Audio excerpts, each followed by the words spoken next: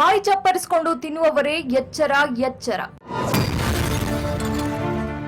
ಸಂಜೆಯಾದ್ರೆ street side ಹೋಗುವವರೇ ಹುಷಾರ್. Food ಐಟಂಗಳಲ್ಲಿ ಕಲಬೆರಕೆಗೆ ಸಿಕ್ಕಿಲ್ಲ ಫುಲ್ ಸ್ಟಾಪ್. ಫುಡ್ ಸ್ಯಾಂಪಲ್ ಸರ್ವೆಯಿಂದ ಶಾಕಿಂಗ್ ರಿಪೋರ್ಟ್. ಎಸ್, ಆರೋಗ್ಯ ಇಲಾಖೆ ತಿಂಡಿ ತಿನಿಸುಗಳಲ್ಲಿ ಎಲ್ಲರ ಕೆಲ ಮೋಸ್ಟ್ ಫೇವರೇಟ್ ಐಟಮ್ಸ್ಗೆ ನಿಷೇಧ ಹೇರಿದೆ.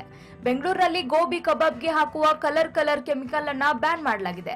ಹೀಗಿದ್ರೂ ಕೂಡ ಬೀದಿ ಬದಿ ಹೋಟೆಲ್ಗಳ ಕೆಲ ಬೇಕರಿಗಳ ಫುಡ್ ಸ್ಯಾಂಪಲ್ ಸ್ವೀಟ್ಸ್ ಅನ್ನ ಟೆಸ್ಟಿಂಗ್ಗೆ ಕಳಿಸಿದಾಗ ಶಾಕಿಂಗ್ ರಿಪೋರ್ಟ್ ಒಂದು ಬಂದಿದೆ. ರಾಜಧಾನಿ ಬೆಂಗಳೂರಿನಲ್ಲಿ ಫುಡ್ ಸ್ಯಾಂಪಲ್ ಸರ್ವೆ ಇಲಾಖೆಯಿಂದ 1585 ಆಹಾರ ಮಾದರಿಗಳ ವಿಶ್ಲೇಷಣೆ. ಕಲಬೆರಕೆ ಫುಡ್ ಡಿಸಿಯಿಂದ ಜಾರಿಯಾಯಿತು ಟಫ್ ರೂಲ್ಸ್.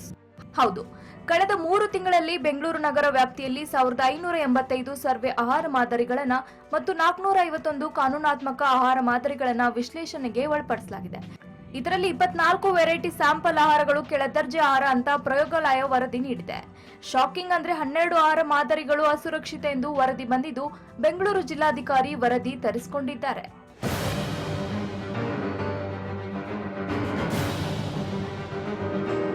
ಆಹಾರ ಕಲಬೆರಕೆ ತಡೆಗಟ್ಟಲು ಕಾನೂನಾತ್ಮಕ ಕ್ರಮ ವಹಿಸುವಂತೆ ಜಿಲ್ಲಾಧಿಕಾರಿ ಖಡಕ್ ಸೂಚನೆ ಕೊಟ್ಟಿದ್ದಾರೆ.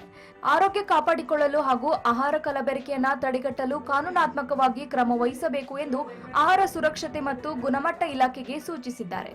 ಸ್ವಲ್ಪ ದಿನಗಳ ಹಿಂದೆ ನೀವು ಕೇಳಿರಬಹುದು, ಕರ್ನಾಟಕ ರಾಜ್ಯ ಸರ್ಕಾರ ಕೂಡ ರೋಡಮಿನ್ ಬಿ ಅನ್ನೋ ಸಿಂಥೆಟಿಕ್ ಕಲರ್ ಬಳಕೆ ಗೋಬಿ ಮಂಚೂರಿಯನ್ ಅಥವಾ ಕಾಟನ್ ಕ್ಯಾಂಡಲ್ ಮಾಡಬಾರ್ದು ಅನ್ನೋದು ಬ್ಯಾನ್ ಮಾಡಿದ್ರು. ಅದು ಬಿಟ್ಟರೆ ಬೇರೆ ಸಿಂಥೆಟಿಕ್ ಕಲರ್ಸ್ ಅಂದರೆ ಸನ್ಸೆಟ್ ಯೆಲ್ಲೋ, ಕಾರ್ಮೋಸಿನ್, ಟಾರ್ಟಸಿನ್ ಅನ್ನೋದು ಕೂಡ ಬಳಕೆ ಎಷ್ಟು ಪ್ರಮಾಣದಲ್ಲಿ ಮಾಡ್ಬೋದು ಆಹಾರದಲ್ಲಿ ಅನ್ನೋದು FSSAI ಗೈಡ್ಲೈನ್ಸ್ ಕೂಡ ಇದೆ.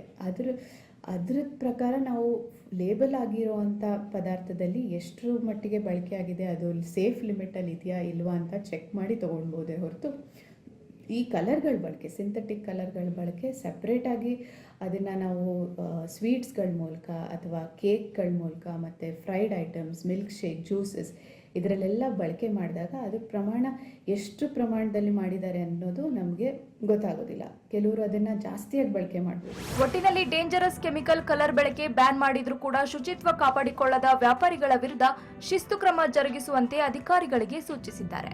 ಜೊತೆಗೆ ಉಪಯೋಗಿಸಿದ ಎಣ್ಣೆಯನ್ನು ಪದೇ ಬಳಸದಿರುವಂತೆ ಸೂಚನೆ ನೀಡಿದ್ದಾರೆ.